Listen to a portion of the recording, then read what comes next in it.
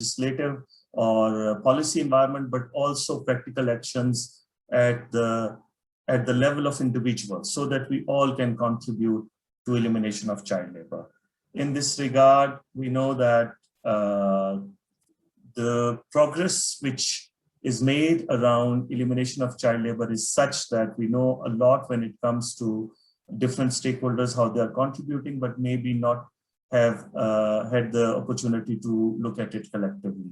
So today's seminar will be very, very helpful. This webinar will be very, very helpful, not only sharing the experiences among each other, but also looking at how different practices are working. So I welcome you all once again. So I would like to request Imran to just quickly show the agenda, and then we will move from there. Today we will have a number of videos, but also live interaction. So over to you, Imran. Can you please show the agenda so that we can go to the curtain raiser right after that?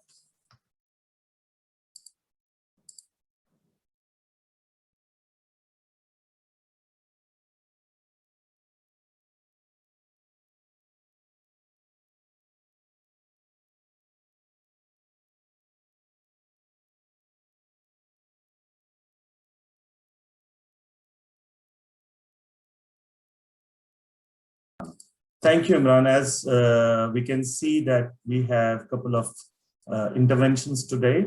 So this is the agenda where we will have a number of videos, but also direct intervention. So we will start from the curtain raiser. So Imran, can you show it again, and then we move towards the song, and I will explain that what it is all about. Over to you, Imran.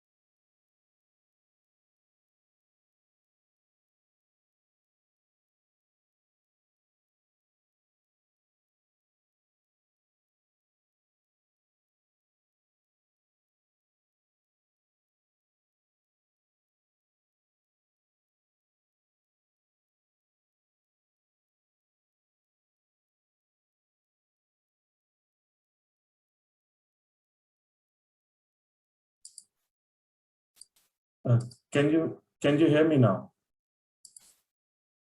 Yes, again. Oh, grateful. There was some hitch. I'm very, very sorry, colleagues. So we will start from a song, and I want to give you a little bit of background of this song. Basically, art is a medium which is used since long to also advocate for human rights. And this specific song is a result of Music Against Child Labour initiative, which was started way back in 2013. But we all know that part of such music was also used during the IPEC time in Pakistan, when we had a number of projects in Sialkot and other industries. And there were a lot of art and drama which was used to raise awareness. So this Music Against Child Labour initiative was launched in 2013. And since then, a lot of aspiring and renowned musicians take part in it. So for example, this year, there were more than 200 entries from 50 countries. And Pakistan also participated as part of the Clear Cotton Project initiative in it. And there were more than 10 songs from Pakistan. And what we are going to hear now is the one which won the award from Pakistan. And this particular initiative, Music Against Child Labour initiative, is actually is to support the work around SDG Alliance 8.7, which calls on partners to work together so that we achieve the Target 8.7, which is Sustainable Development Goal, Target 8.7, to eradicate forced labor, modern slavery, and human trafficking. And as I said in the beginning, elimination of child labor in its all forms by 2025. So Imran, can you please play the song which won from Pakistan? And I also encourage participants to hear the very good songs from other countries. Over to you, Imran.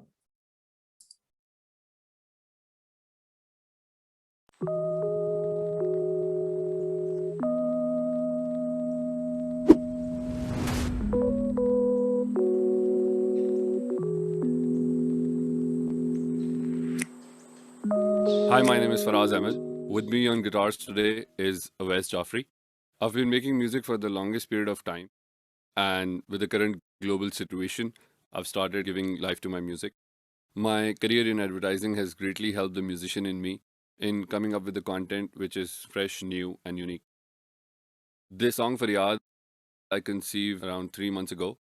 It was a usual morning walk, and I saw a little kid under the shade of a tree.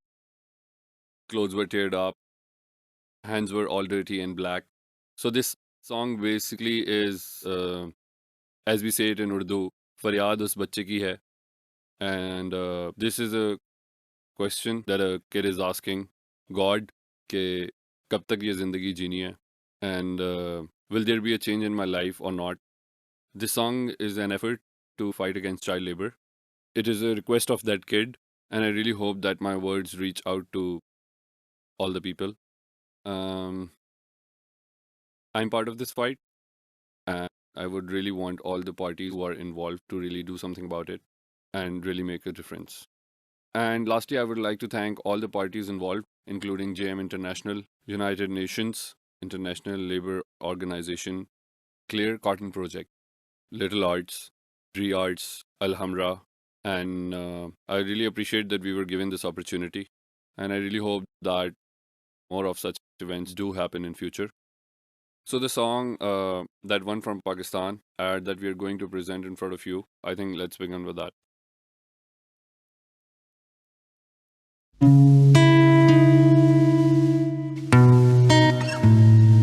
मैंने बचपन भी खोया, मैंने फसलों को बोया, मैंने जागी है रातें मेरे खेत ही खिलौना, मुझको सुख ना मिला, मुझको कुछ ना दिखा, अब मैं जाऊं कहाँ, मैं तो तन्हा रहा, मुझको सुख ना मिला, मुझको कुछ ना दिखा, अब मैं जाऊं कहाँ, मैं तो तन्हा रहा।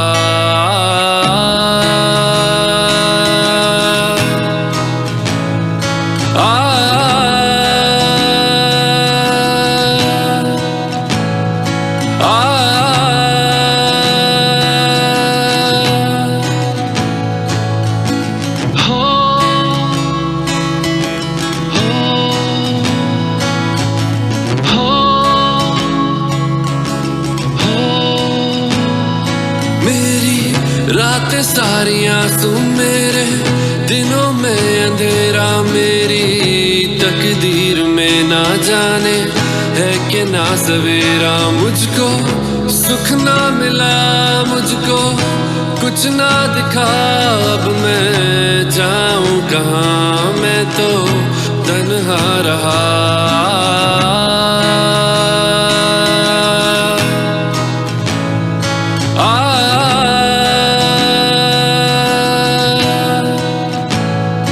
मेरी रातें सारी आंसू मेरे दिनों में अंधेरा मेरी तकदीर में ना जाने है कि ना सवेरा क्या तेरे सीने में दिल ही नहीं है या मेरी तकलीफें जाहिर नहीं है क्या तेरे सीने में दिल ही नहीं है या मेरी तकलीफें जाहिर नहीं है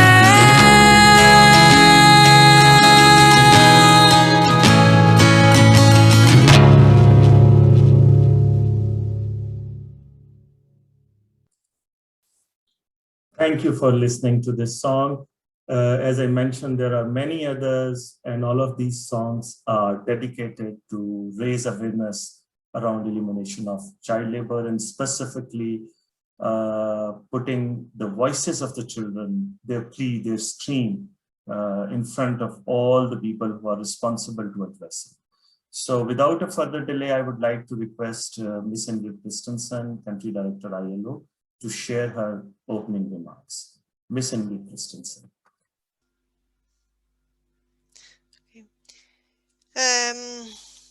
Excellencies, distinguished speakers at the dais, senior representatives of governments, employers and workers, representatives from social society, artists, colleagues from the UN agencies and development partners, distinguished guests, ladies and gentlemen.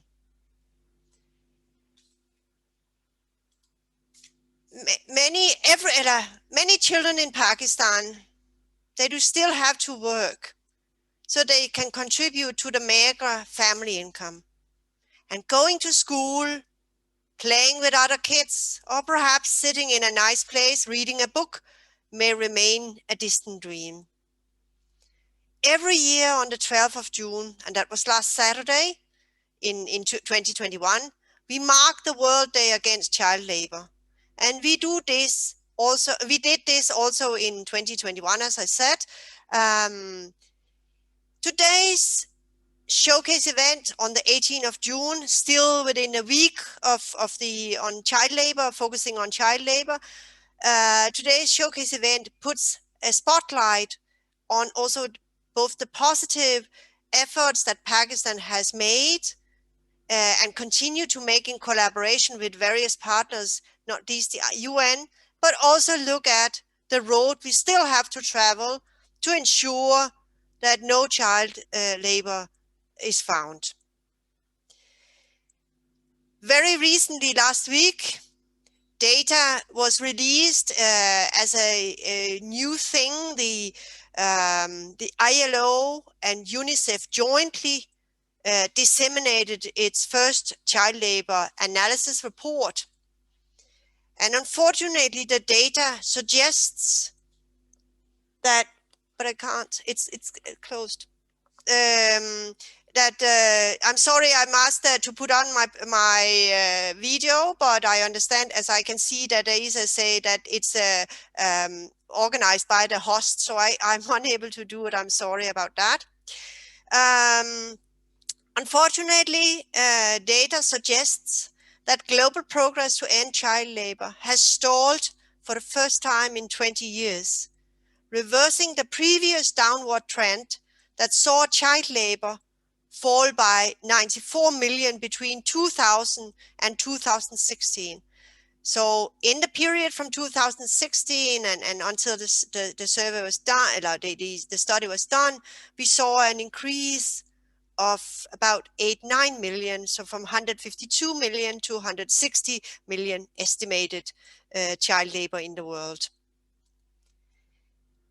Some would say, I mean, this is because of the pandemic. No, because the data are actually from before the pandemic. Additional but the pandemic may still also play an important role, because additional economic shocks and school closures caused by COVID-19 mean that children already in child labor may be working longer hours or under worsening conditions, while many more may be forced into child labor and even the worst forms of child labor due to job and income losses among vulnerable families. This is indeed a cause for concern and resonates with the UN's resolution to declare the year 2021 as the year for the elimination of child labor by 2025, which is only 4 or 5 years shy of the attainment of the SDG concerning elimination of all forms of child labor. So we don't have a lot of time in our hands. We really need to act now, and so that we can end child labor by 2025. This means that both accelerated and concerted actions are required to meet this objective through policy, legal, and practical interventions that ensure school retention through increased public expenditure, improve household income through measures that stimulate the creation of jobs, and not only jobs, but also decent jobs that give sufficient income to ensure that a family or household can be fed and attended to. And facilitate skills development for young people who are prone to both forced and child labor. We call on our constituents, the governments, the employers and workers' organizations, civil society, academia, UN development partners, UN and development partners, as well as individuals. Now I think I can do it. As well as individuals,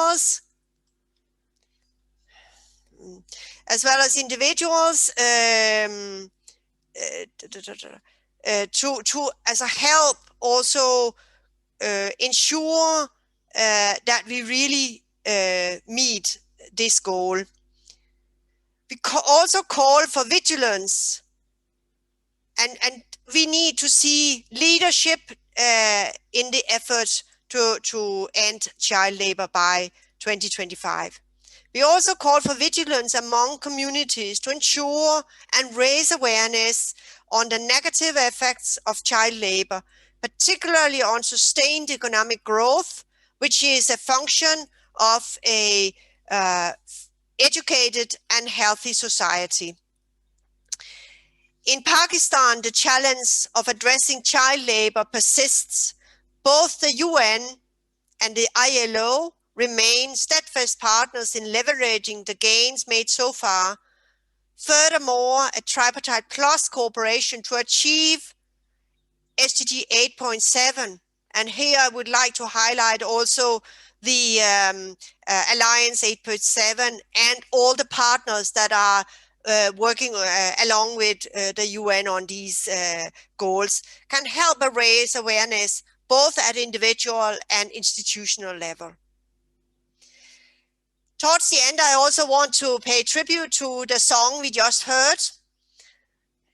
I don't know, but there is one advantage of being a country director, and that was the advantage of being allowed to listen to the different entries from Pakistan, and also put on my marks.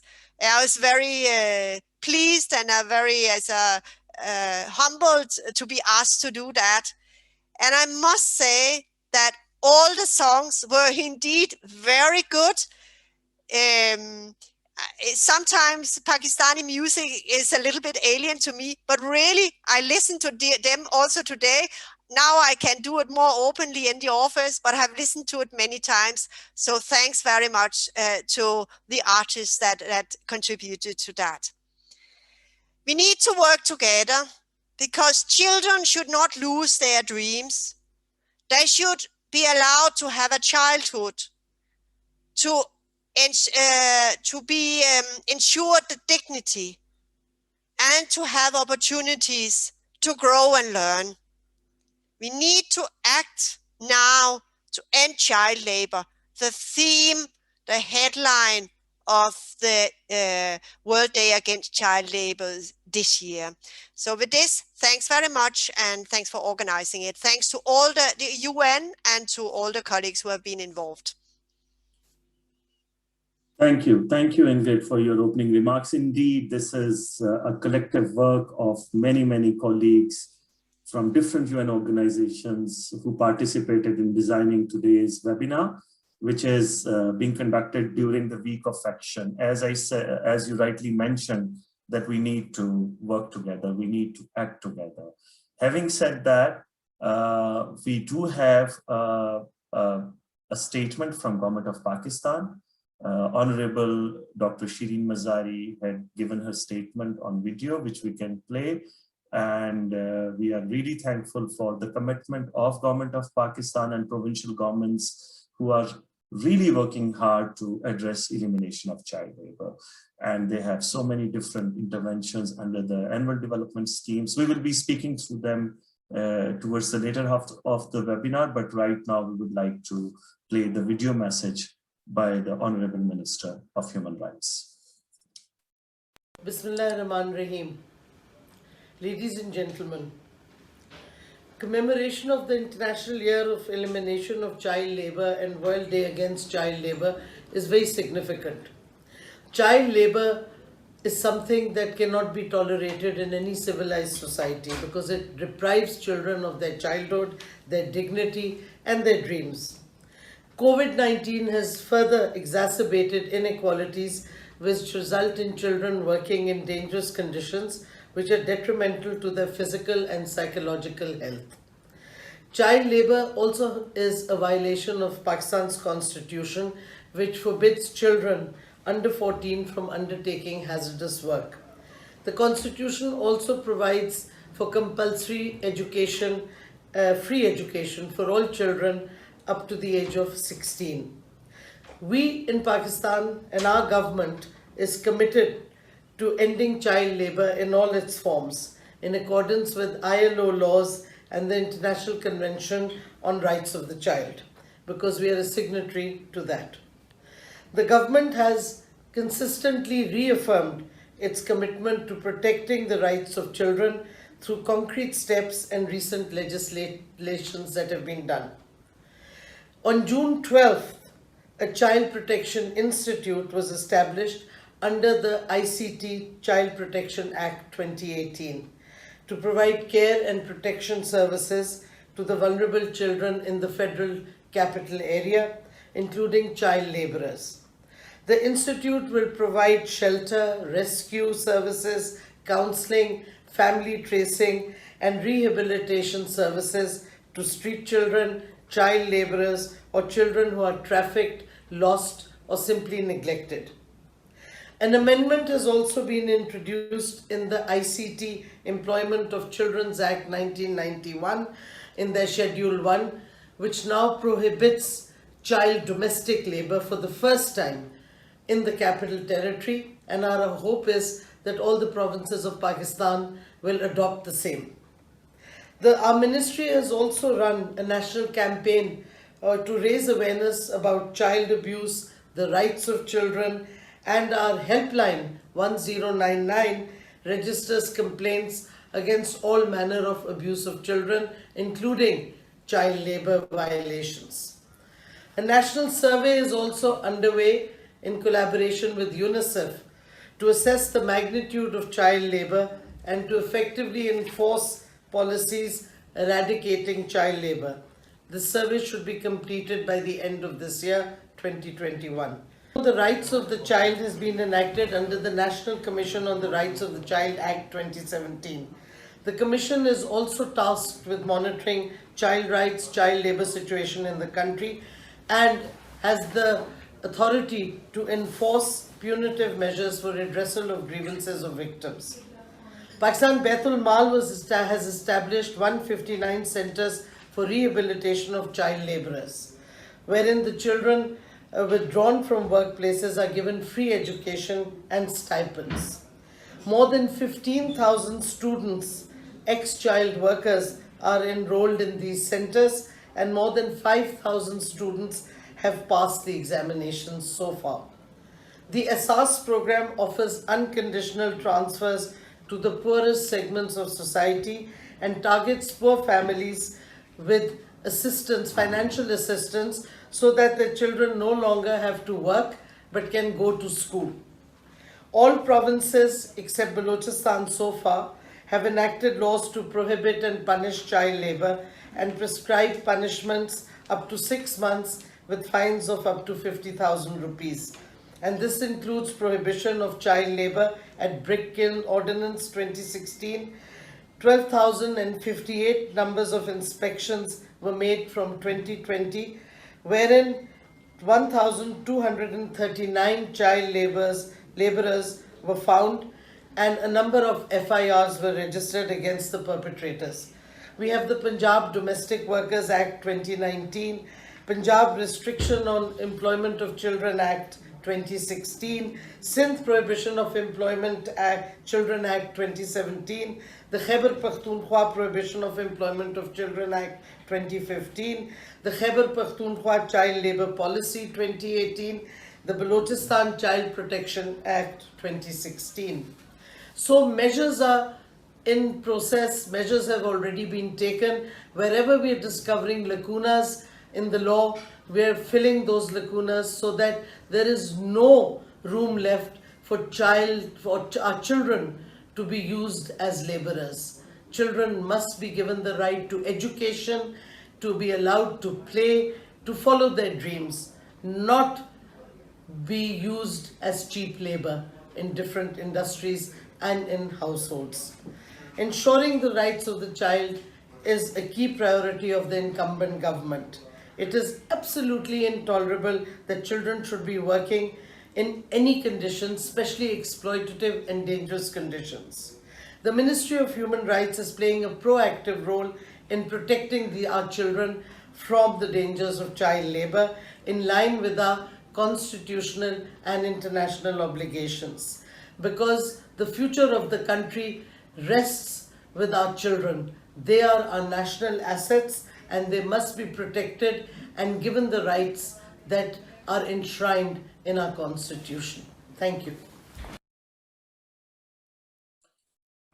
Yeah, thanks to the Ministry of Human Rights for giving this very straightforward message. Honorable Minister not only mentioned that how much it is important that we work together, but also importance of legislation. And we are very, very happy to see also progress made in this direction from not only from federal level, but also from provinces. For example, Balochistan does have now new legislation. Similarly, when it comes to surveys, we will also be speaking to them when it will come the specific knowledge sharing session. And we will be sharing an update where we are and how UNICEF, ILO is working together to also support provincial governments and national government. Having said that, it is also important to celebrate what we have achieved. And we can only celebrate when we will reflect on what we have achieved so far. The global statistics right now, which I will speak later, are showcasing a certain kind of decrease or increase towards the elimination of child labor. In this regard, what we have prepared a very small presentation to share the journey of elimination of child labor in this country. We know that the red card, which started from Pakistan, was used across the globe. We know that a number of interventions which were initiated in this region, in the South Asian region, in Pakistan also, are now being implemented, and we saw the application of scheme a while ago.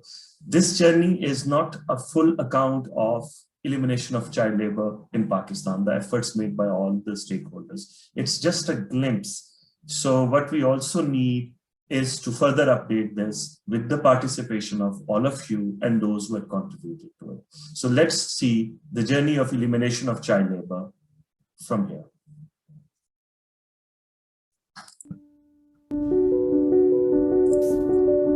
Child labor means work that deprives children of their childhoods, their potential, and their dignity, and which harms their physical and mental development. To mark the International Year for the Elimination of Child Labor, the ILO Asia Regional Child Labor Program has compiled a timeline of milestones along Pakistan's journey to end child labor. Pakistan has ratified the Convention on the Rights of the Child, recognizing children's right to grow, learn, play, and flourish with dignity. It has ratified ILO conventions to end child labor and embraced the Sustainable Development Goals, including SDG Target 8.7, to end modern slavery, trafficking, and child labor. Pakistan's constitution prohibits children from working in factories, mines, or hazardous employment. In 1991, the Employment of Children Act made it illegal to engage children under 14 years old in hazardous work. But 5 years later, Pakistan's first child labor survey estimated that 3.3 million children were economically active. In 2000, a national policy pledged to gradually end child labor and immediately withdraw children from hazardous and exploitative work. Between 2015 and 2020, Pakistan's provinces and regions passed their own laws. These prohibit work by children under the age of 14 or 15 in Punjab, and hazardous work by adolescents over 14 but under 18 years old. While the laws allow light work by adolescents, and some even permit this for 12 to 14-year-olds, all of them specify strict conditions and punishments for violations. Alongside these legislative milestones, major social and development programs are contributing to ending child labor, as are institutional mechanisms created to protect children. Recognizing Pakistan's efforts to end child labor, FIFA gave the country exclusive production orders for the last 2 Football World Cups. In 2022, the results of Pakistan's second child labor survey will help guide more evidence-based policies and programs to end child labor in Pakistan, once and for all.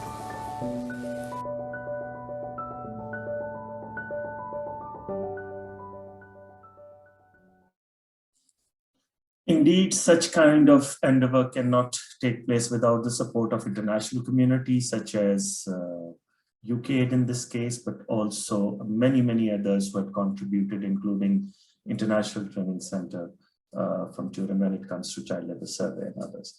Having said that, now we will be looking at the international level. The national level survey will give us a sense of where we are when it comes to Pakistan. But recently, as Ingrid mentioned in her opening remarks, ILO and UNICEF also shared the international level statistics.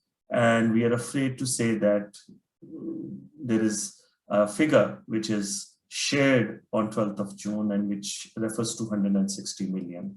So having said that, we also need to see by how we can look at in our own settings and work together to eliminate what needs to be eliminated, that is child labor, by 2025. So it is a very, very special target, and it is only 4 years from today.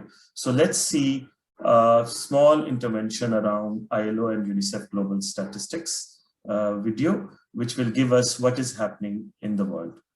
So let's see that.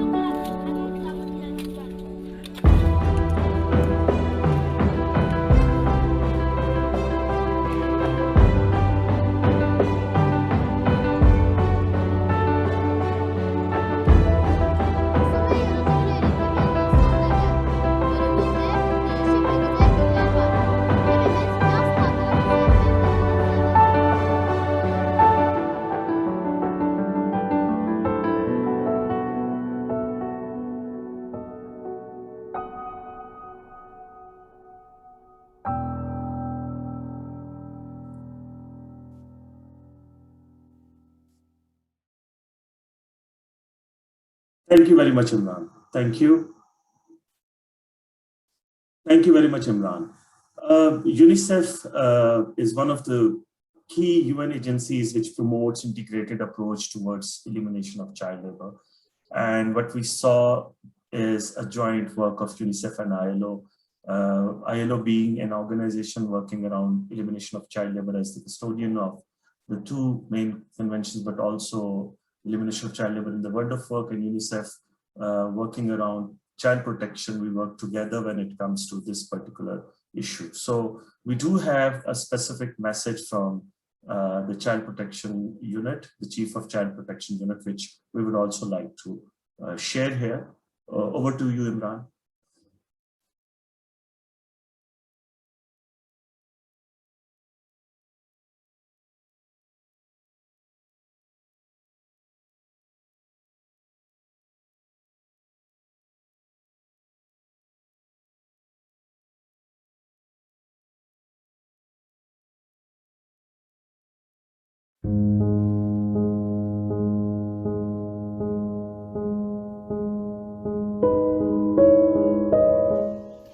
Every year, the 12th of June marks the World Day Against Child Labour, and the year 2021 has been declared by the UN General Assembly as the year for elimination of child labour. UNICEF, along with other UN partners, has been working tirelessly to end child labour in all its form by 2025, as per Sustainable Development Goal 8.7. Despite success in previous year, we seem to have lost some ground in the fight against child labour due to the unprecedented challenge posed by to the world by the COVID-19 pandemic. As revealed by the recent ILO-UNICEF report on child labour, shrinking of national budgets, economic compulsion and school closure during last year and a half have forced families to let children deviate from education to workforce. In Pakistan, commendable initiatives such as the National Child Labour Survey have been taken by the government and spearheaded by the Ministry of Human Rights with the support of UNICEF. This survey is a big leap forward to achieve the said Sustainable Development Goals. Using international methodology to highlight causes, circumstances and consequences of child labour on education, health, mental health and violence against children, the survey will yield comprehensive data to make informed and strategic decisions for reduction of child labour in Pakistan. In the wake of challenges posed by COVID-19 pandemic and the unfortunate increase in child labour witnessed by the world for the first time in 2 decades, I urge the government of Pakistan, all development partners and the private sector to prioritize investment in programs that can get children out of the workforce and back to school. What could be a better investment than investing in our children, our future? Act now. Let's end child labour together.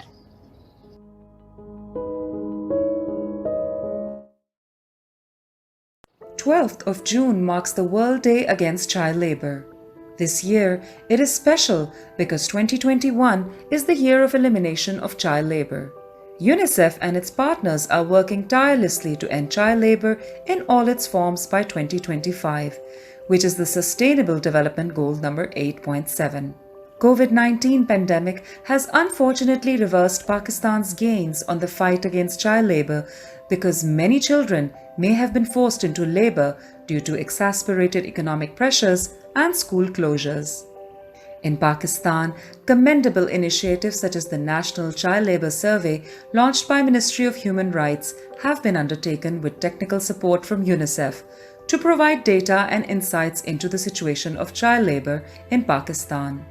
Pakistan is obliged to conduct child labour survey by several domestic imperatives and international commitments. These include supporting realization of Article 11 of the Constitution, supporting government to achieve SDG 8.7, evidence of implementing core international human rights treaties under GSP+, including ILO Convention 138, ILO Convention 182, the Convention on the Rights of Child and the International Covenant on Economic, Social and Cultural Rights, among others.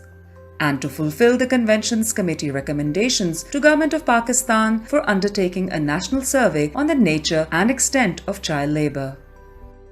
It is against this backdrop that every province and territory of Pakistan embarked on the journey to conduct a child labour survey. UNICEF's advocacy efforts to support the governments to conduct the child labour survey started in late 2015, which resulted in the allocation of public funds for the child labour surveys by various provincial governments to the tune of approximately 700 million Pak rupees, an unprecedented achievement. An internationally recognized methodology of the Statistical Information and Monitoring Program on Child Labour, SIMPOC, developed by ILO in close collaboration with UNICEF, is being used for the first time in Pakistan. SIMPOC has been adopted in over 50 countries across 5 regions of the globe for the last 2 decades. The journey from inception to completion of the child labour survey design, facilitated by UNICEF's technical support, achieved a progression of milestones.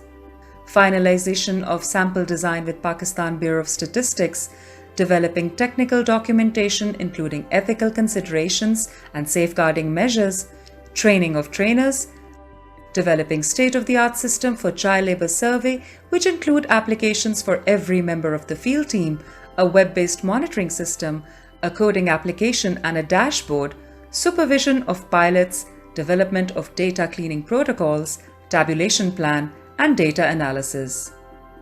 As other provinces make progress, Punjab and Gilgit-Baltistan have completed the child labour surveys despite challenges posed by COVID-19 pandemic.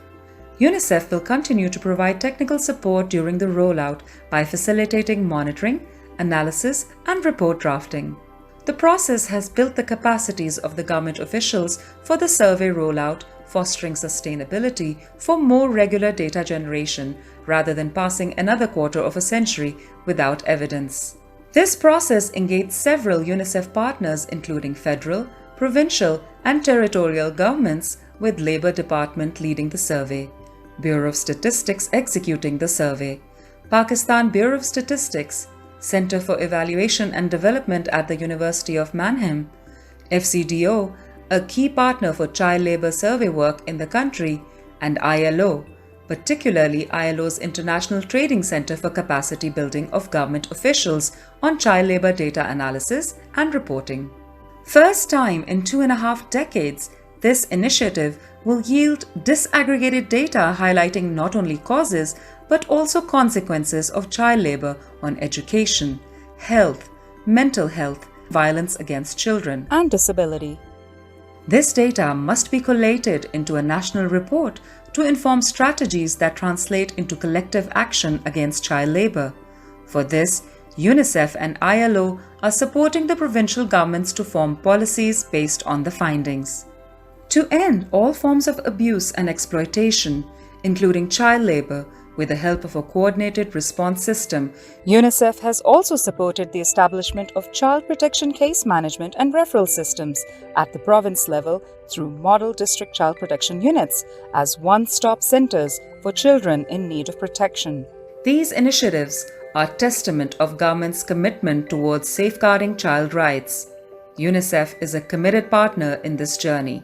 As the child labour is on the rise first time in 2 decades, revealed by the recent ILO UNICEF Global Report on Child Labour, all development partners and private sector must invest in programs to get children out of workforce and back to school, as they represent our future.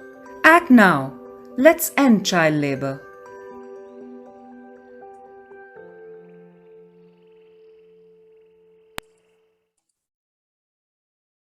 Indeed, we need to act now and end child labor. We need to continue to inspire, and such work which will help produce further evidence for policy implementation is very much required.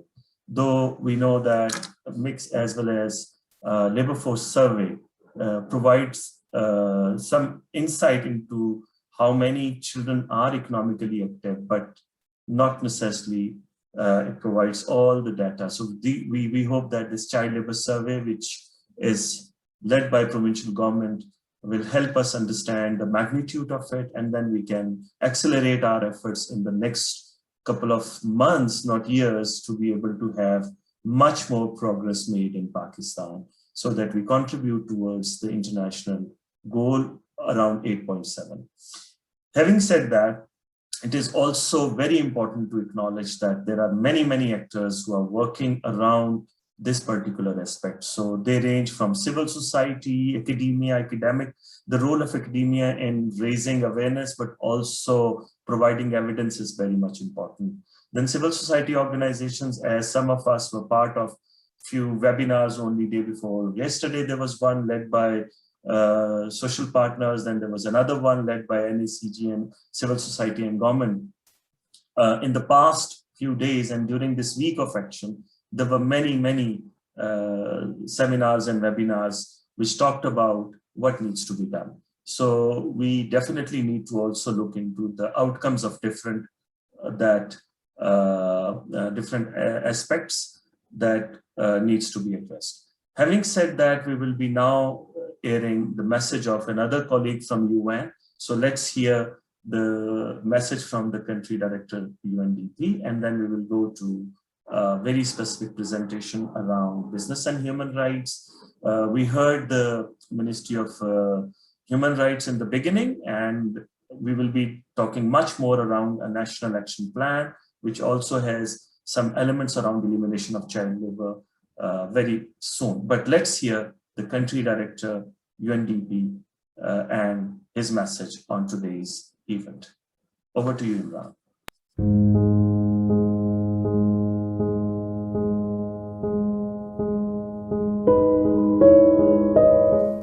Every child deserves choices and opportunities for their future. Every child deserves an education. Every child deserves to be free from physical, emotional, and social harm. No child should have to work for their families to survive. Pakistan has made important progress towards eliminating child labor by 2025. UNDP has been part of this journey and will continue to do so in partnership with government, civil society, private sector, and local communities. We will expand our business and human rights initiative that also helps eliminate child labor.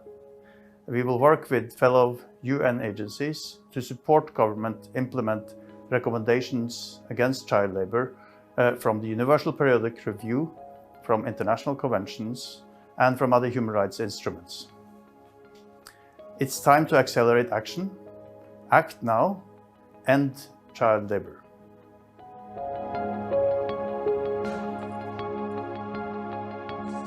So we heard that it's time. So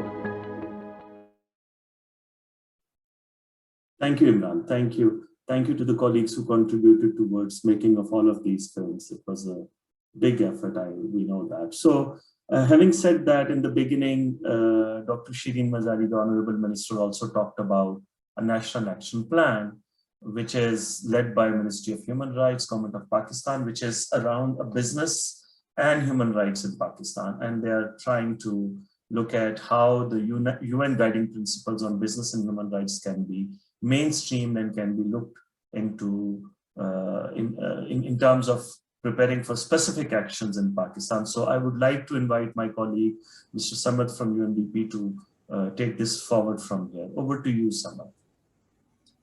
Thank you, Sagir. So I'll just share my screen, and then if you can just advise if you can see my slides, that would be really helpful. So I'll just, yes. So if you can just confirm if you can see. Yes, we can see. We can see. We can see. And you can see them changing as well? Yes, please. Great. Thank you so much. I'll begin. Well, good afternoon, everyone. Assalamu alaikum. I'd like to thank the International Labour Organization for organizing this webinar in partnership with several UN agencies, including UNDP. All of us have the shared one UN goal of supporting efforts related to the elimination of child labor in Pakistan by 2025, in line with Sustainable Development Goal 8.7. My name is Samad Aftab. I work in UNDP Pakistan's Decentralization, Human Rights and Local Governance Project, and business and human rights is a special interest of mine. I'm grateful for this opportunity to share some views regarding efforts to tackle child labor from a business and human rights perspective. So UNDP Pakistan, it encompasses several units and programs. However, a common theme linking the country office's work is a rights-based approach to development, with the core objective being to reduce the fundamental inequalities that exist in Pakistan. To accelerate efforts towards the elimination of child labor, a national multi-stakeholder, all of society effort is required. There is a responsibility on all actors, including businesses, to ensure that they respect human rights. And with regards to today's subject, this relates to respecting the fundamental rights and dignity of children. It is this relationship between human rights and business activity under the framework of the United Nations Guiding Principles on Business and Human Rights that I will very briefly touch upon in the next few minutes in the context of efforts to tackle child labor. Specifically, I will emphasize the relevance of human rights due diligence as an obligation on all businesses, which can help support efforts to tackle child labor and eradicate it from supply chains. To those unfamiliar with the guiding principles, very briefly, they are built around the protect, respect, and remedy framework, which relates to the duty of states to protect human rights, the obligation of businesses to respect human rights, and the provision of timely and effective remedies. As Sagir Saab noted, the Ministry of Human Rights is currently developing a national action plan on business and human rights. This is a policy document to implement the guiding principles, and UNDP has been honored to provide technical support in this document, and we commend the government of Pakistan, led by the Ministry of Human Rights, in taking this initiative. With regards to the elimination of child labor, the National Action Plan, the draft version also proposes the development of a human rights due diligence framework and has specific actions related to the elimination of child labor. Very briefly, human rights due diligence, as defined by the United Nations Working Group on Businesses and Human Rights, is an ongoing exercise in which businesses engage to manage both potential and existing human rights impact to which their work may be related. So with reference to child labor, this would refer to mapping both the potential and existing child labor risks within the operations of a business and across their value chains, and then utilizing these findings to take effective and timely corrective action. Very quickly, human rights due diligence entails identifying the particular human rights risks, for example, risks of child labor within a supply chain, integrating these findings across the company processes, tracking the effectiveness of measures, meaning it is supposed to be an ongoing exercise, not a one-time box-ticking exercise, and finally communicating how these impacts are actually being addressed. This is based on the United Nations Working Group guidelines regarding human rights due diligence. The idea is that not only the direct impacts of a business's activities should be addressed, for example, whether child labor exists within the direct operations of a particular enterprise, but also the entire value chain needs to be considered. That is, whether there is any link of the businesses, of the company's activities, either in its upstream or downstream suppliers. So the responsibility of businesses to respect human rights applies across the board, regardless of the size of the companies. But we all know that the biggest challenge will be with regards to application of human rights due diligence amongst small and medium enterprises, and especially in the informal economy, which, as we all know, constitutes the majority of Pakistan's economy. So as has already been referenced by all our respected partners before, support will be needed to be given to SMEs, informal sector, from all actors, including, of course, government, but chambers of commerce as well, industry associations, employers and workers organizations, of course, which ILO works very closely with, and finally, larger firms and multinational corporations who can support unregistered businesses and the informal actors in the economy on how exactly human rights due diligence may be applied in their context. The United Nations guiding principles were endorsed by the Human Rights Council in 2011. In fact, just 2 days ago, June 16th, marked their 10th anniversary. So this responsibility to respect human rights with regards to today's subject, the rights of children, is not something new. So businesses simply don't have the excuse to plead ignorance anymore. There are an array of tools, resources, guidelines available to get started on human rights due diligence, even in the absence of an overarching legislative framework for mandatory due diligence, which doesn't currently exist in Pakistan. I'd like to conclude by touching upon the international context of human rights due diligence. Now, in Pakistan's context, obviously, the core purpose would be to support fundamental improved human rights outcomes.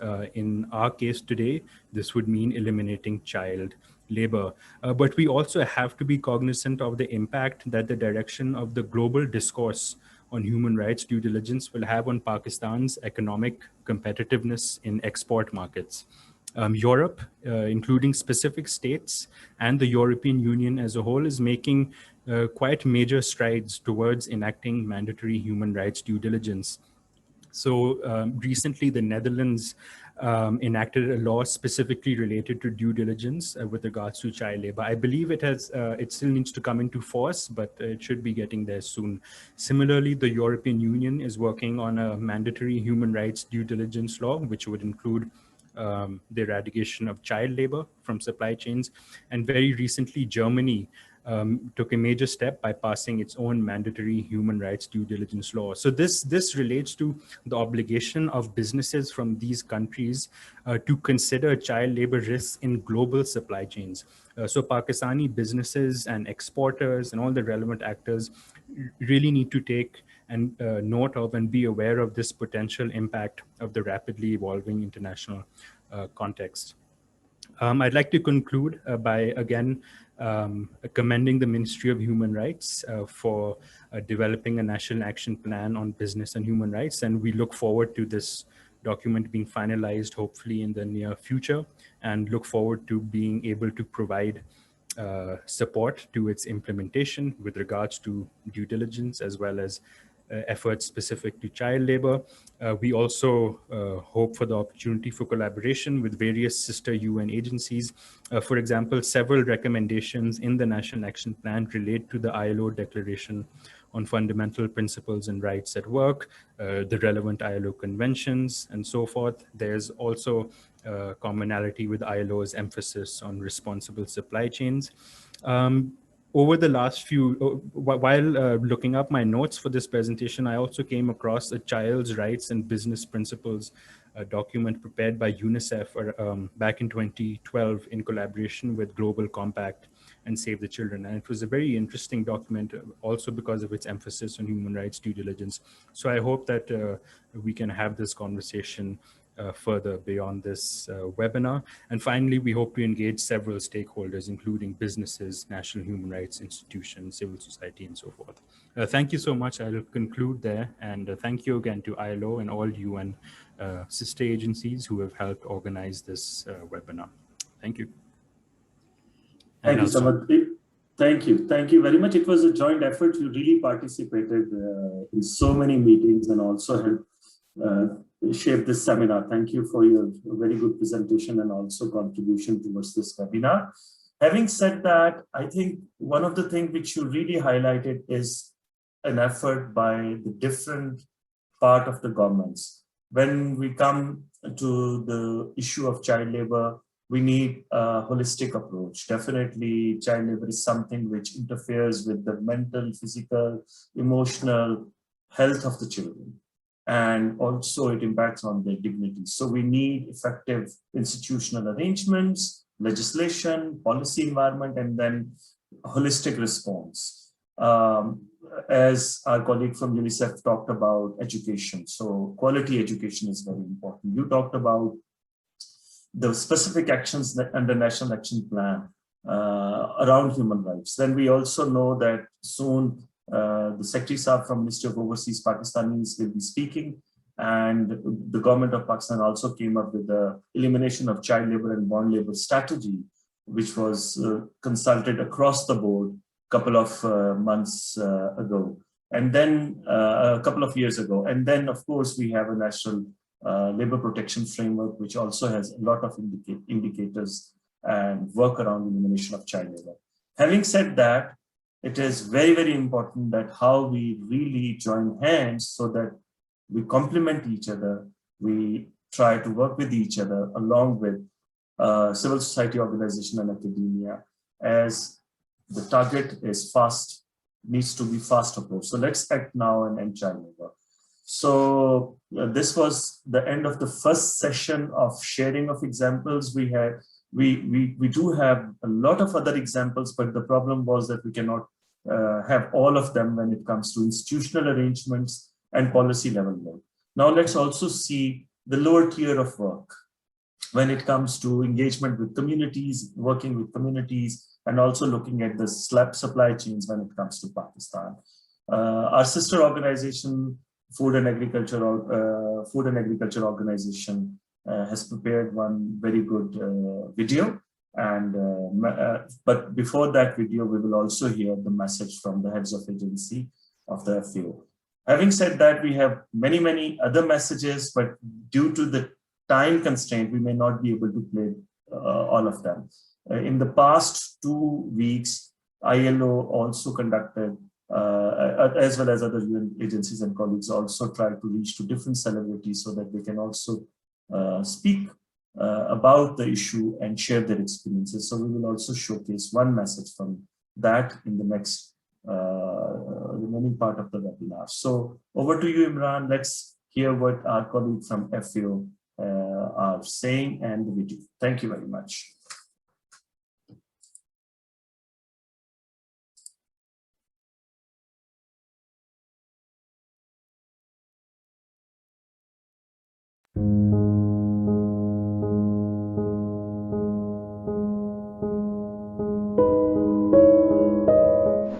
On this World Day Against Child Labour, we come together as a United Nations community to discuss the role of children in various workplaces across Pakistan. In the case of agriculture, almost 2/3 of children living in a rural situation are involved in some form of child labour, whether it be in the production of crops or horticultural activities or livestock or even fisheries and forestry activities. For many children, they can make a wonderful contribution when working with their families for the empowerment of their whole family unit. While for other children, the burden of working in the agricultural sector prevents them from attending school, prevents their social development, prevents their intellectual development, and prevents them from being able to take their place in society as adults. On this World Day Against Child Labour, here at the FAO, we are wanting to highlight the role that children play in agriculture and also the way in which we can solve this issue. By empowering families, by empowering women through improved agriculture, improved livestock, improved fishery and improved forestry livelihoods, we are creating economic opportunities for families to send their children to school and for their children to remain in school, keeping them out of full-time labour in agriculture, livestock, forestry and fisheries. Here at FAO, we're very proud of the work that we've done to achieve this, and we know even through simple interventions such as creating a backyard poultry system, that creates sufficient money to send children to school and to keep those children in school. Children's participation in agriculture also has another negative consequence in that it brings them closer to pesticides and herbicides that are used in agricultural production. We, along with the International Labour Organization, are working very hard to create tools and to create advocacy products and to create communications products and to communicate to various communities across Pakistan, in particularly those involved in cotton production, that there is no role for children in those production methods. Exposure to pesticides and herbicides can have long-term cognitive deficits on children, and this is something that we're working very hard to prevent. On this World Day Against Child Labour, we send our very best to our other partners who are working to get children into school, and to have children out of the workplace. I wish you a good day.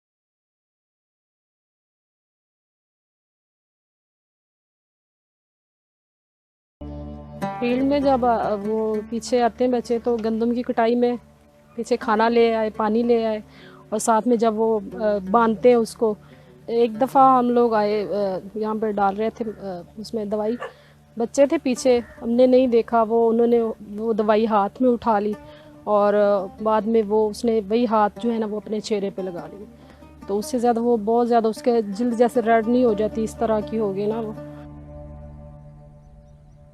In a collaboration between the Food and Agriculture Organization of the United Nations and the International Labour Organization, we are both seeking to eliminate child labour in agriculture.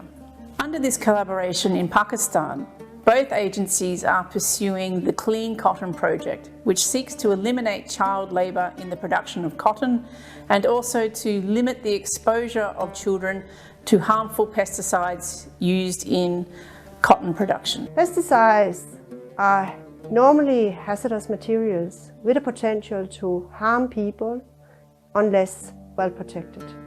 Therefore, children and adolescents should not handle pesticides at all. This includes manufacturing, mixing, spraying, cleaning of equipment, or disposing of unused stuff. Farmers associations, trade unions, and other community-based organizations can share these messages to protect the children.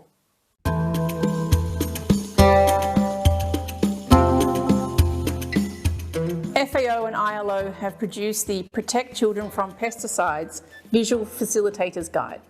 This guide is in Urdu, but can be understood by anyone, no matter what their literacy levels are, because this is a visual guide.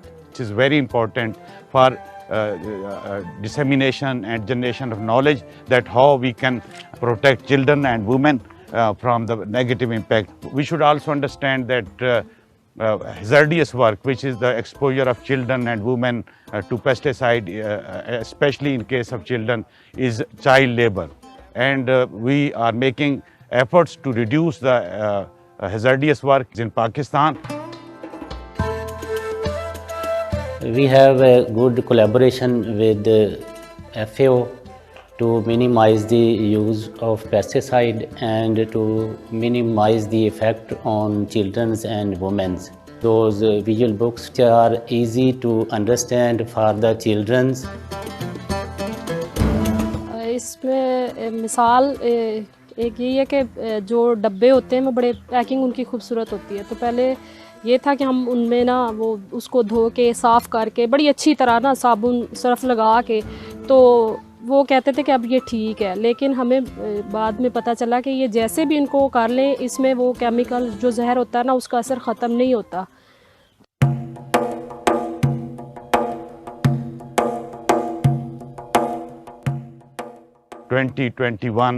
is being celebrated International Year for the Elimination of Child Labour in the world, and Pakistan is also participating. There are a lot of benefits to keep children away from pesticides, especially children and women. This has a great impact on the rural economy, and by saving the money which has to be used by the farmers on the health of their children.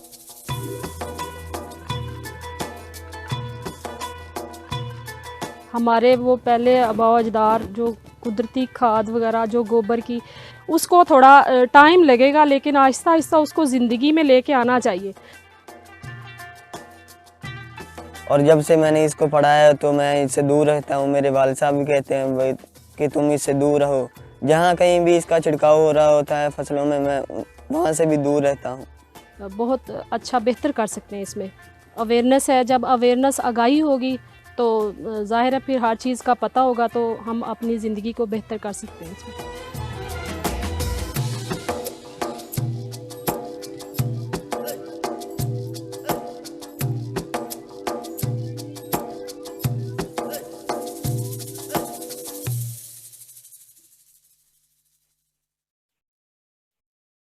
Thank you. Thank you for listening to this and for your patience, dear colleagues.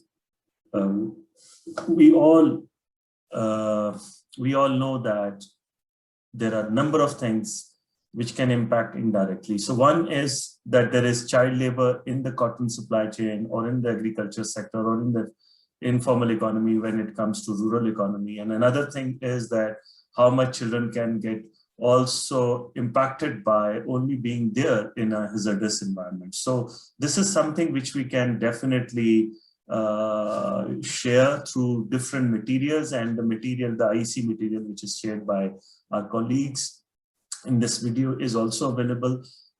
We can adapt them. It is available in different languages. We can adapt them into our own settings. So having said that, I also want to acknowledge that there are so many other examples, but because we have limited time today, we cannot really bring all the examples here in today's 1.5 to 2 hours webinar. But a lot of other efforts by UN agencies, a lot of other actions are there, and we can definitely have other opportunities to highlight them. Having said that, may I also request Imran Sahab to share one last message from the UN heads of agency, and then we move to the last section of the webinar. So let's also play the message from head of agency of UN. Thank you.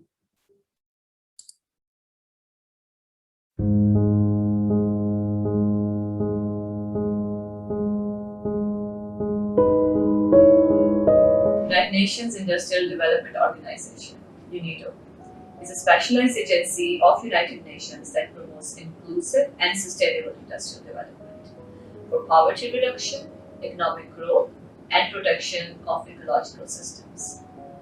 UNIDO continuously promotes awareness about labor rights and has zero tolerance against child labor under all its initiatives. Act Now and Child Labor.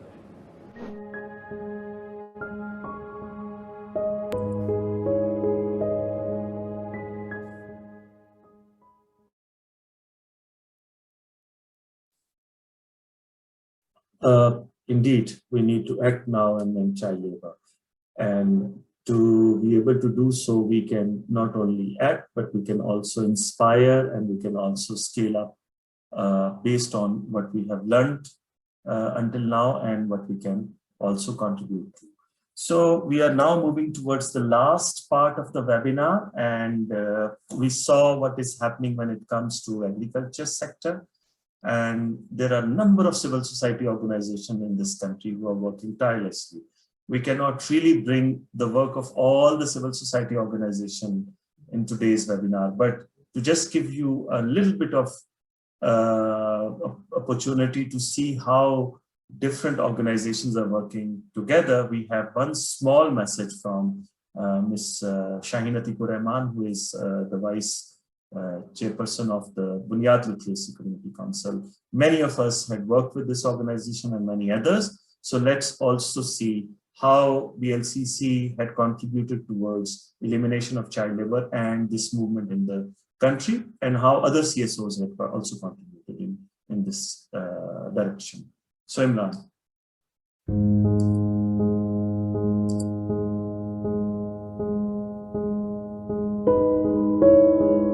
Most precious thing which God and nature has given for humanity to move on. But unfortunately, poverty is the cancer which most developing countries are going through. And because of poverty and marginalized families, children are put to work in awful circumstances.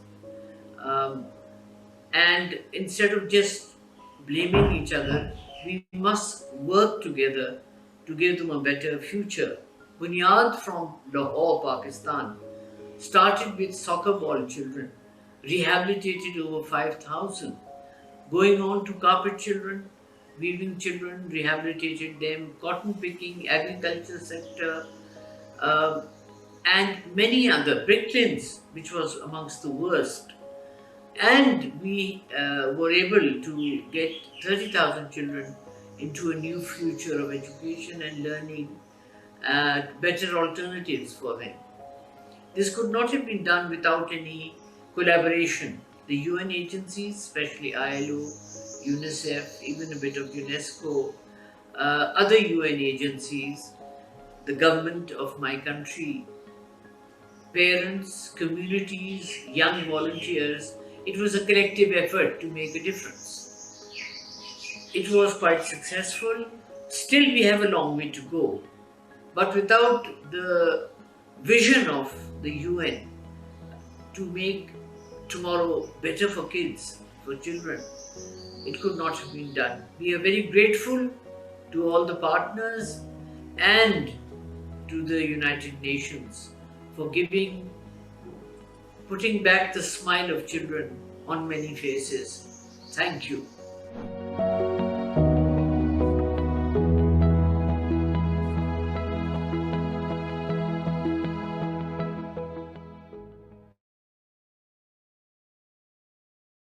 Though we highlighted when we were presenting the journey of elimination of child labor from Pakistan, the efforts of different stakeholders. So I will not do my duty if I will not acknowledge the role of ILO's IPEC program, which motivated and came up with so many different strategies, which Shaheen also mentioned in her talking points during this video, that how much it is important to not only make the community aware of the issue, but also come up with replicable, integrated approaches. And such kind of approaches were then also taken up by government, civil society organization, and many other organizations, including ILO social partners and private sector.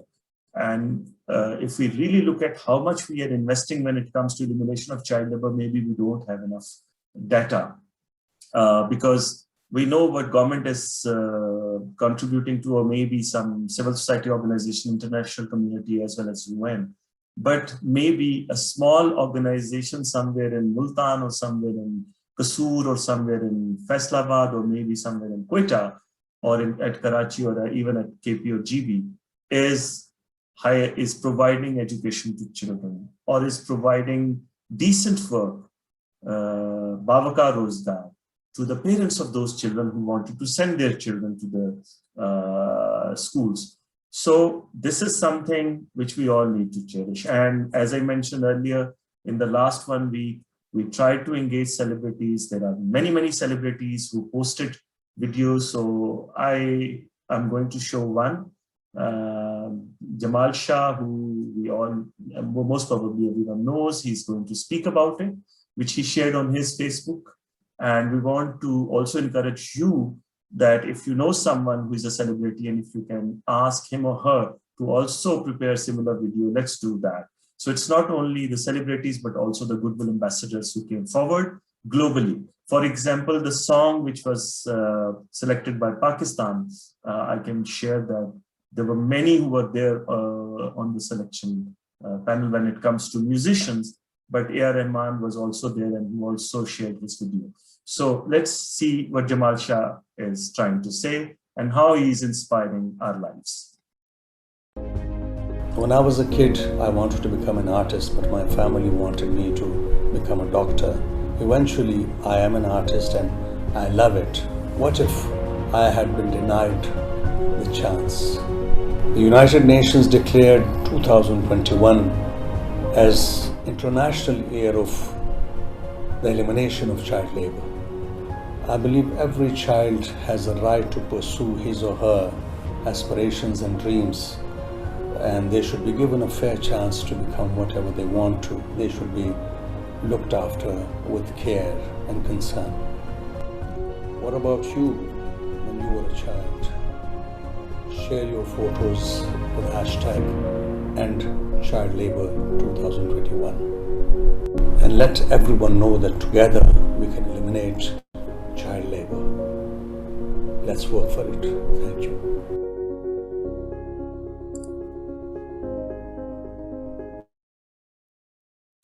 Jamal Shah also represents academia. So far we were able to get the feedback and statements from government, from UN, from civil society organization, from academia. And we don't want to miss the very, very important segment of the society, the ILO social partners, as well as those who are working tirelessly when it comes to different machineries, government machineries and civil society-based machineries. So we will be playing a message from Employers Federation of Pakistan. So I would request my colleague Imran to also share what the employers of Pakistan are trying to do and wanted to communicate to all of us. So message by Employers Federation of Pakistan.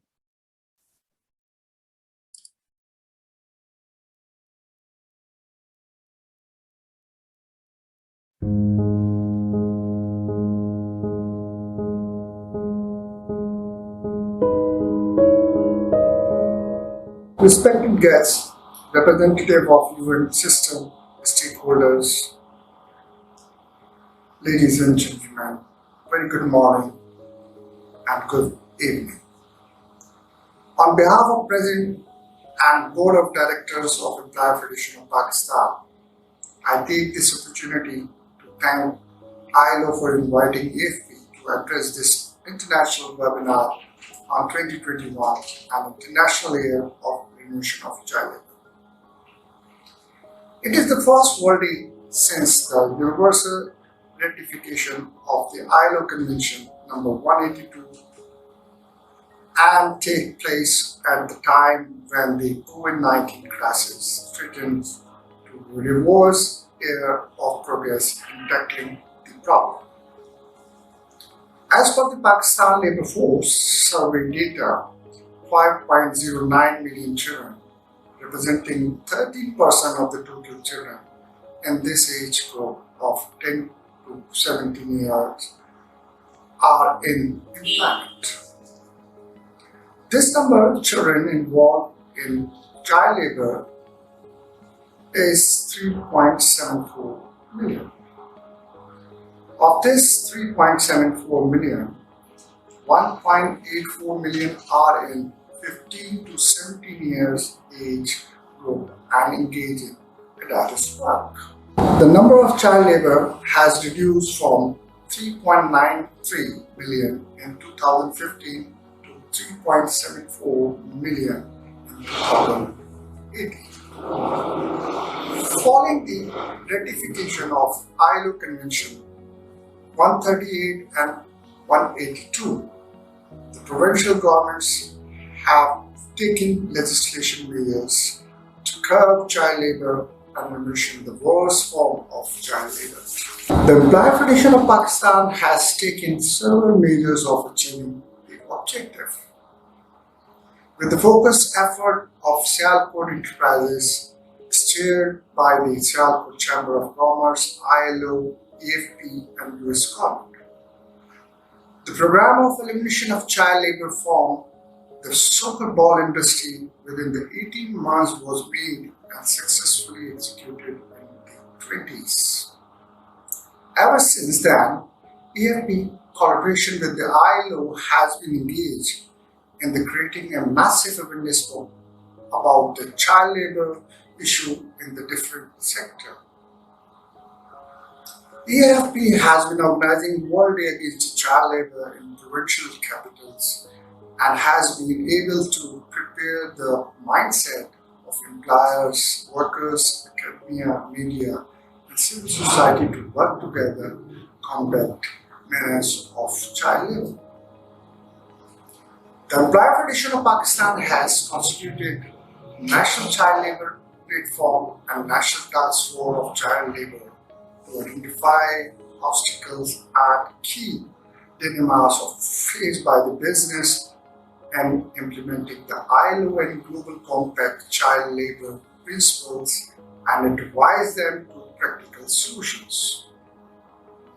In conclusion, Employer Federation of Pakistan joins social partners in making its pledge to collectively act and accelerate its efforts to end child labor in all its forms from all industrial sectors so that SDG 8.7 targets are achieved by the year 2025. Thank you very much.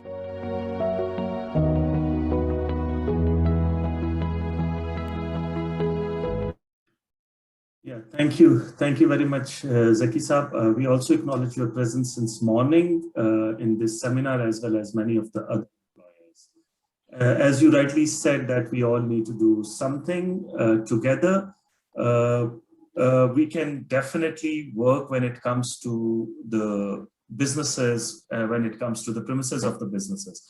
But we also need to highlight and start from our own houses. A lot of we know that there are a lot of issues when it comes to child labor as domestic work, in the domestic work, and which is definitely something we are hearing more and more from different channels, including the media. And that's where I think we also need to see that how we also work together in the informal sector and eliminate child labor. And for that purpose, we also need to act together. Thank you very much. Now I would like to request Imran to give floor to Zahoor Awan, Brother Zahoor Awan, who is representing Pakistan Workers Federation. Brother Zahoor Awan, you will have 3 to 5 minutes to give your message. Over to you, Brother Zahoor Awan. Thank you, Brother Sagir.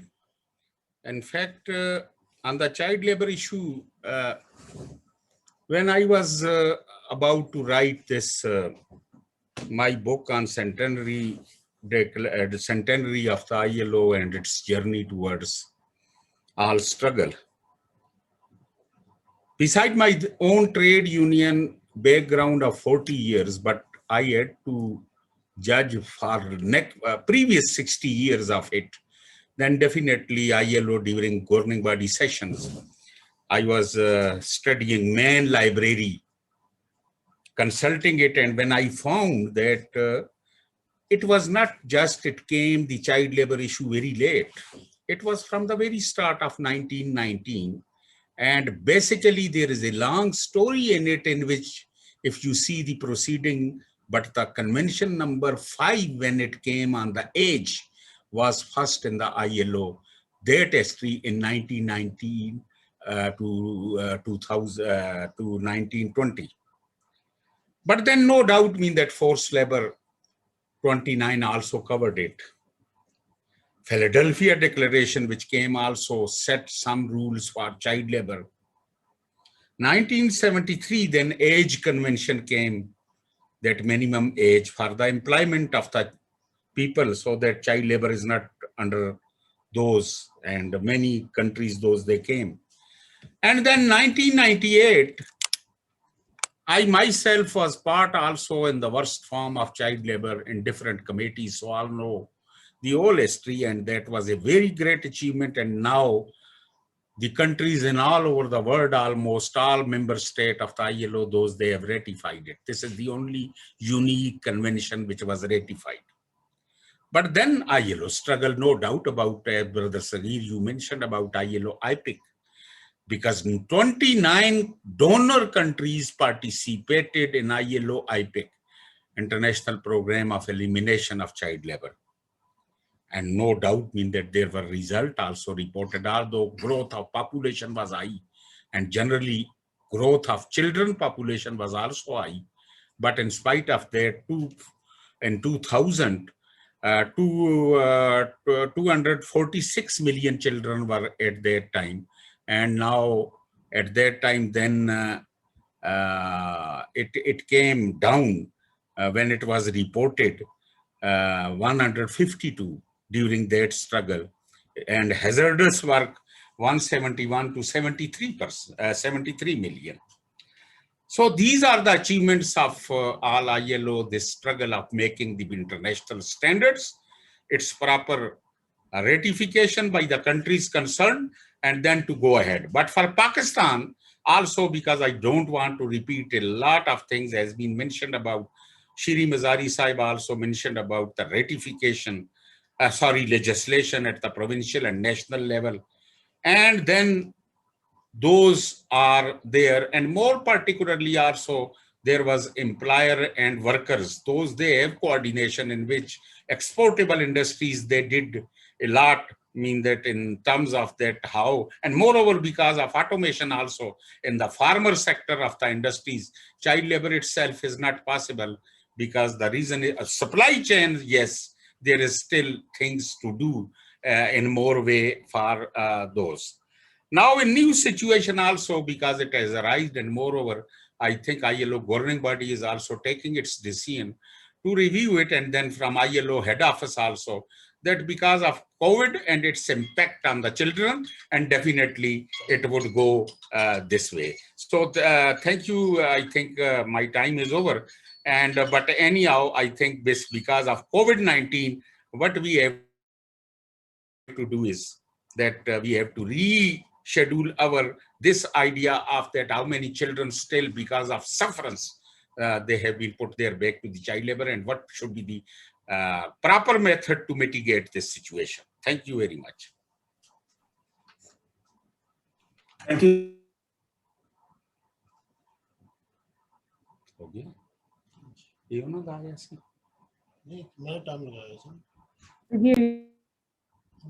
Hello? Hello? Can you hear me? Yes. Okay, sorry. I think I was on mute. I was muted for some time, so sorry for that. Thank you very much, Brother Zahur, for highlighting the voice from Pakistan Workers Federation.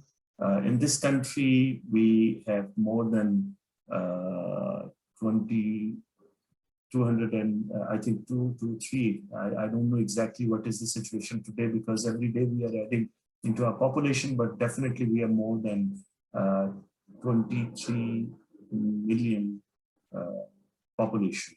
Having said that, such voices from social partners and such voices from academia, from celebrities needs to go across the country, because there are so many other voices also. So we need to really see how we can ensure that the voices from a simple village, where a village action committee is working on elimination of child labor, or the colleagues who are working in a district administration through district vigilance committees, or the employers in the Bricklin who wanted to work on this issue, they all come together when it comes to this particular issue and share their resources, share their ideas, and also share their actions. But we have to start from somewhere, and that somewhere is not really others. I think we need to also start from ourselves.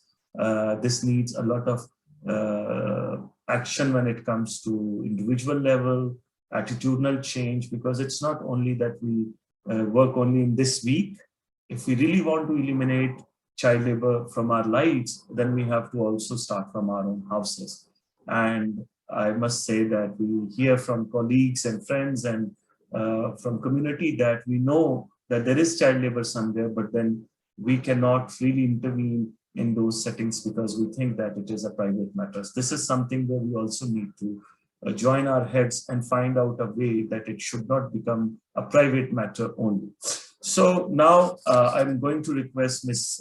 Afshan Tahseen, Chairperson, National Commission on the Rights of Child, to share her remarks before we move towards the last part of the webinar, which will take another 10 to 15 minutes. Sorry for this delay. So Ms. Afshan Tahseen, we want to move towards you to hear what you are going to share with us. Dear all distinguished speakers, hosts, guests, Ministry of Human Rights, all the government officials, civil society actors, a very good morning and Assalamu alaikum.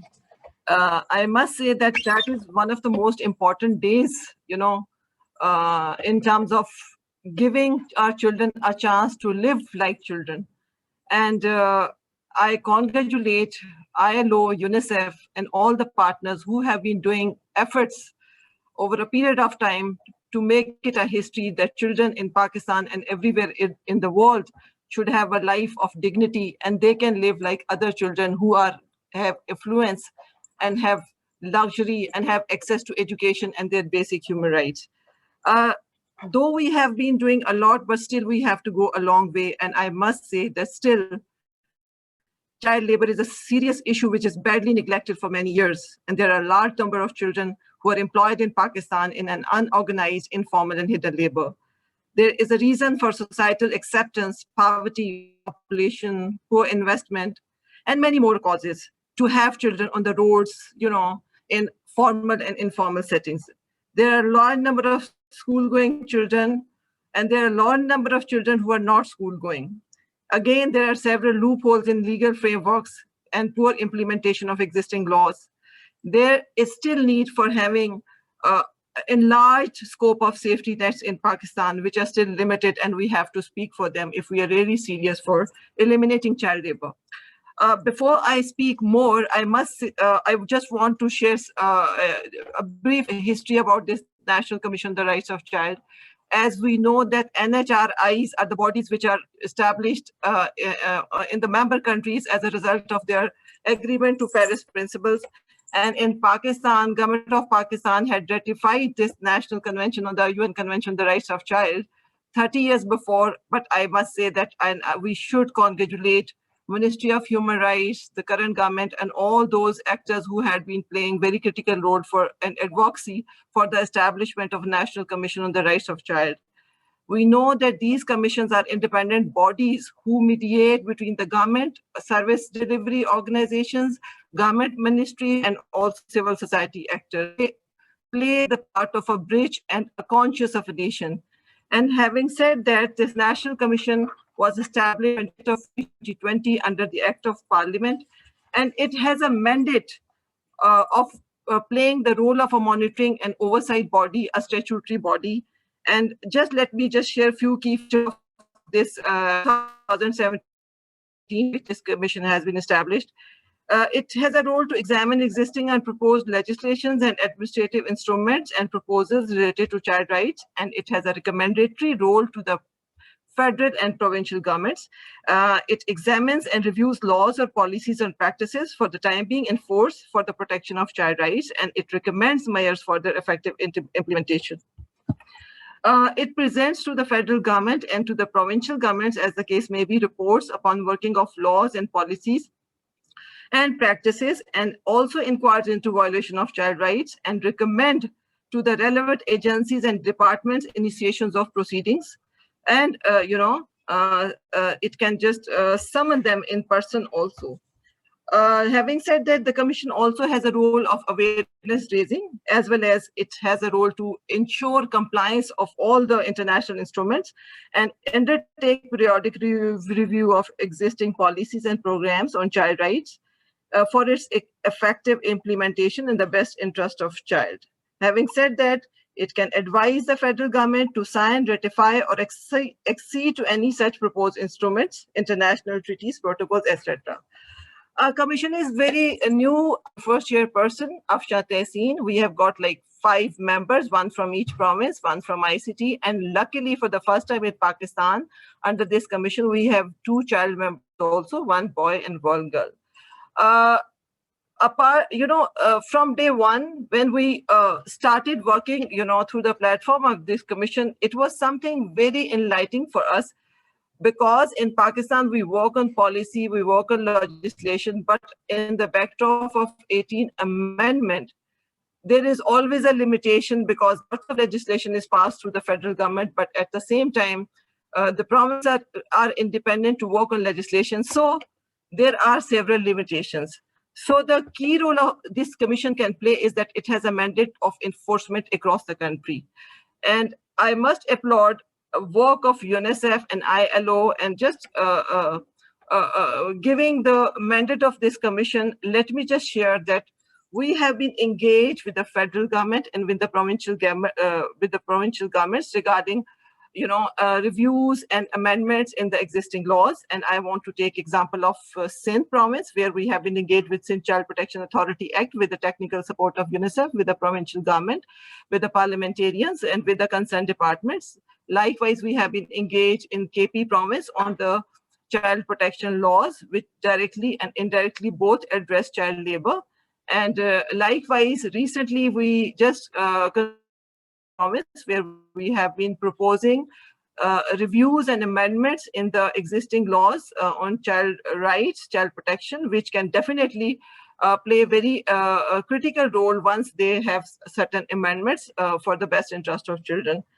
Likewise, this commission, keeping in view its legal mandate, has been writing to the provincial governments on the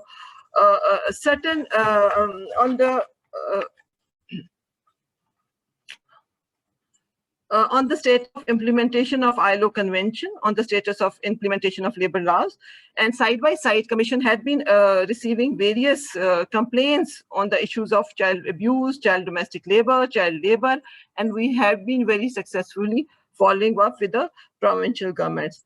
Over here, keeping in view the monitoring and the statutory role of mandate of NCRC, what we can play a role is to, propose to the concerned ministries and the provinces for the coordination between the departments by addressing and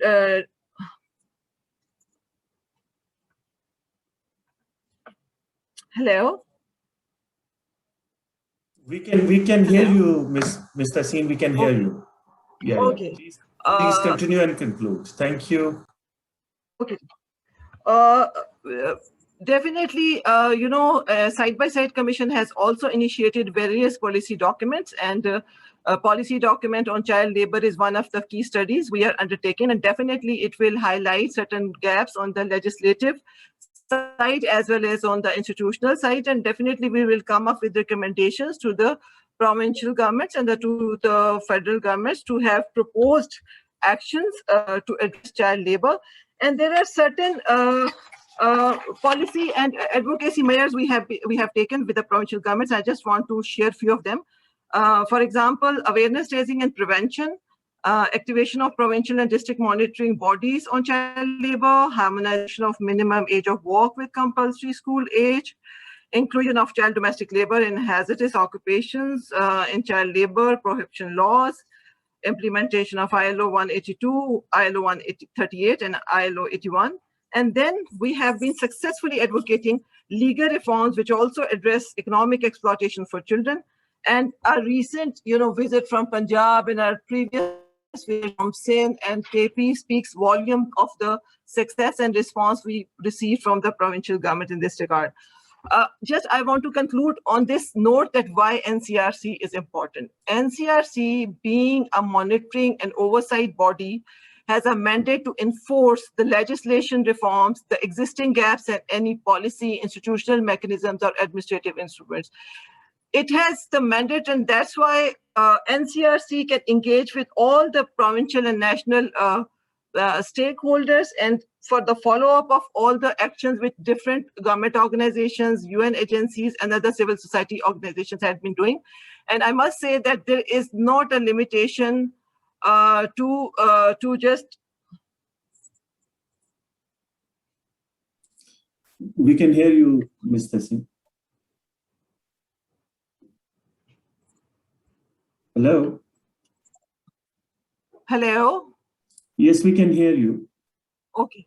I would just conclude on the note that having this commission in place now after 30 years, it can engage effectively per its mandate and to ensure that if there are any violations on child rights, including child labor, child domestic labor, and other rights, it can engage with government and ensure enforcement.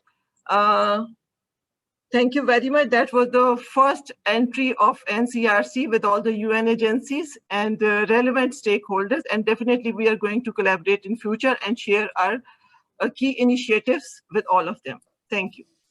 Thank you very much, Ms. Taseen. Thank you very much. And we are looking forward to also collaborate with your organization and partners in further expanding our work when it comes to elimination of child labor. It is also very important to note that this is the first week of elimination of child labor, but this is the 12th of June was the first day since the universal ratification of the ILO Convention number 182 on the worst form of child labor. So definitely these are COVID times and we need to be very, very vigilant, but also we need to work together in terms of our actions. So before I request our Honorable Secretary Saab, Ishrat Ali Saab, who had joined since long and he's listening, I would like to play a small video of one of the entrepreneurs from Sialkot. And I will not explain that. Let's see what this video has for us. Over to you, Imran.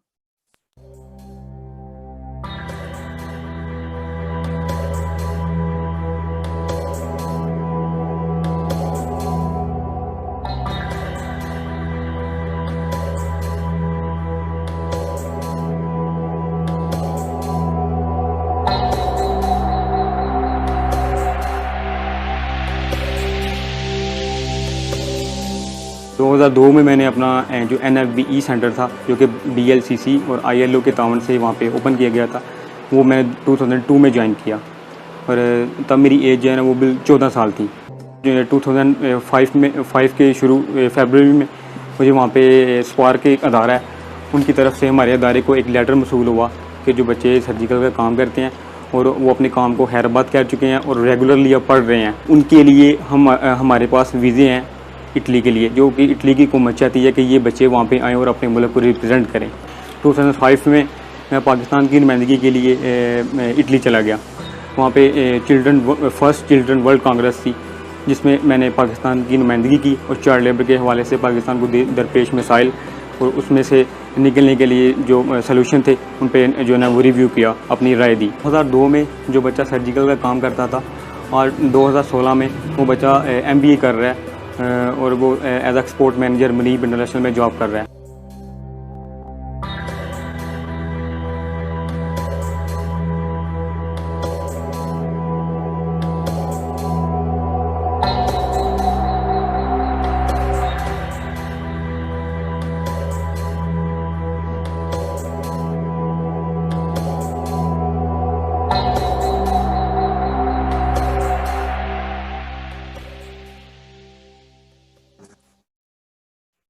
So this was the journey of someone who was a child laborer once in his or her life, and now we know that the efforts of the partners as well as UN help him and so many other child laborers to grow out of that particular situation and to be rehabilitated and act now as a very, very fruitful citizen of the country. So this story reminds us that how much it is important that we keep working in this direction, and so that we have all the children who are in this country living in a situation which they should not live come out of it. And for doing that, I want to again remind all of us that it is not only possible to have one intervention, or it is not possible by only one stakeholders. We have to have an integrated approach. And I'm very glad that we have Dr. Janab Ishrat Ali Saab, Secretary, Ministry of Overseas Pakistanis, who will be now giving his closing remarks. And I'm very, very glad to also introduce that he was the one who, when he was Secretary, Department of Labour in Punjab, had also looked at the integrated approaches and had worked very hard on creating certain projects which can involve and integrate different approaches and different stakeholders, starting from working of so many different departments, health, education, skills, but also expediting the processes when it comes to the district level vigilance committees and community-based monitoring system. So I would like to request Honorable Secretary Saab to share his closing remarks before we close the event. Today's event was designed in such a way where we had sharing of these examples. Unfortunately, due to the time limitation, we couldn't open it up for general discussion. So with with Ishaq Saab's closing remarks, we will reach to the end of the webinar. So, Honorable Secretary. Thank you very much, honorable participants, distinguished NGO representatives, and ILO official. Thank you very much for inviting me to this important webinar. I believe that we are now much more knowledgeable based upon their experience, what we have listened to them, what we have seen through different small documentaries, and that all these discussions and documentaries, these indicates that we have done a lot, but still we need to go a long way. We in the federal government, we are responsible for ensuring the international best practices to pass from the federal level to the provincial level. And we have discussed a lot that we have provisions in our constitution, we have provisions in our different laws, and in fact, we have updated our laws over the years to incorporate the best practices through the whatever we have learned through the ILO Conventions 138 and 182. And now we have our laws to address all those practices which are going on in formal sectors. But unfortunately, as far as the informal sector is, we do have a lot of gray areas and lot of niches where we see that the children are not getting what they should have been as far as the best practices are concerned. So now is the time to have a participatory approach to involve all those in the government sector and all those in the private sector, the NGOs and other who wants to work to help our children to get proper education or to take them to the place where they deserve, to get them out of these things. We have seen today some of the documentaries where in the agriculture sector, when the parents use pesticides and the children gets exposed. So here is the case. Sometimes we need to initiate a new approach rather than blaming parents for this type of loss or this type of damage. We should appreciate their working condition, because somebody is working with small kids in the fields, or somebody is for example, in the brick kiln fields. So their children are with them, and for them there are no care homes. In fact, their workplace is also at the same time their care home, their playing facility. If you see in the brick industry, the children might be playing with those dove and other things, the gadgets they use for making bricks. And we have gone a long way. When I was in Punjab a few years back, and Punjab government successfully eradicated child labor from the brick kiln areas. But we need to know the profession or the trade in detail. Then we will be able to address these issues. And for each or every trade, each of every niche, we need to adopt new and separate type of interventions to address this issue. Because of the cultural and other aspects, we need to go for the solution in collaboration with the community. So that same is the issue with the domestic workers.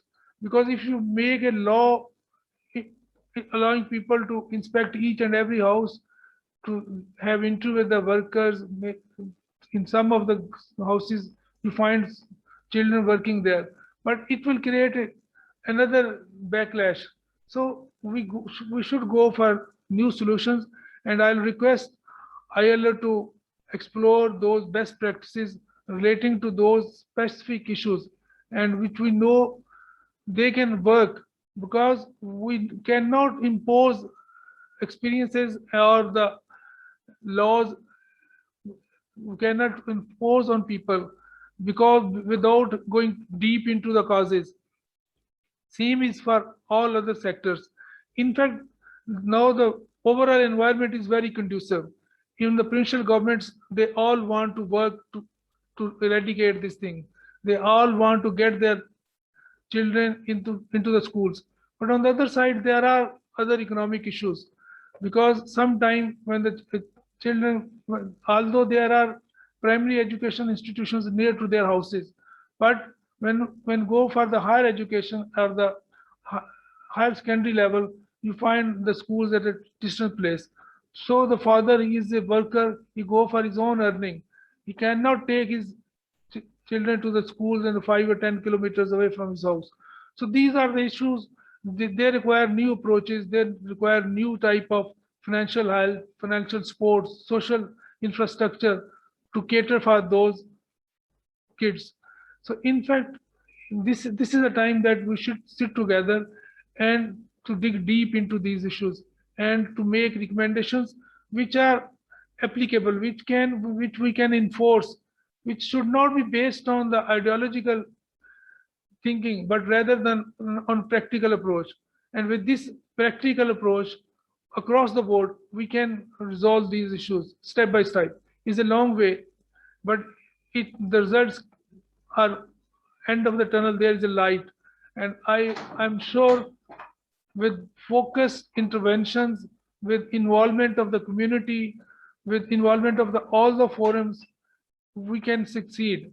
At the same time, I'll also request our participants who are much more engaged in this work that they should also be conscious of the fact that the few people who exploit these things, who exploit those few things, highlighting those child laborers, although they may not be the child laborer, sitting with their parents, or making altogether specifically designed movies to get attention or to get their own ends or get funds. So that we must single out those entities. On the other side, as I mentioned, there are a number of forums, not only at provincial level, but also at the district level, at each and every level. The tripartite mechanism is a very good forum where we can generate very good help both from the employers and more so from the laborers to address these issues. And in fact, when it comes to the child labor, you'll hardly find anybody creating some hurdle in implementation of some sort of good reforms. But the thing is that the reforms should be focused, should be well-based, well-discussed, and based upon the recommendation of community. We need to engage our religious people, all other entities who have say in our rural background, rural culture, and even in the urban cities. So with this, I am sure with the help of all those organizations, inshallah in Pakistan we'll address this issue successfully. Thanks a lot, ILO, for holding this webinar. I hope this type of webinars will continue. Thank you very much. Thank you very much, Ishaq. Thank you very much. This was a joint effort of the colleagues from different UN organizations. Definitely, we facilitate being ILO. And thank you very much for highlighting the very, very important issues. Practicability is very, very important. And also, thank you for highlighting the magnitude of the issue. As this recent global estimate suggests that there are around 160 million children now in child labor instead of 152 million. And this doesn't really include those the child labor which is due to the COVID, because the data, as Ingrid initially said, reflects the previous year's time frame. Similarly, more than 40 million people in slavery. That means that though we are making progress, but we need to accelerate. We need to accelerate the pace of the progress. We need to inspire legislative and practical actions, and we need to work together. In this regard, what I would take from today's webinar, from all the presentations, is that we need to work together. We need to increase our efforts in advocacy and stronger partnerships. We know that social dialogue and tripartite cooperation, as Secretary Sabi also mentioned, is a very, very essential foundation. That is where we also need to look for tripartite plus cooperation so that we support national efforts.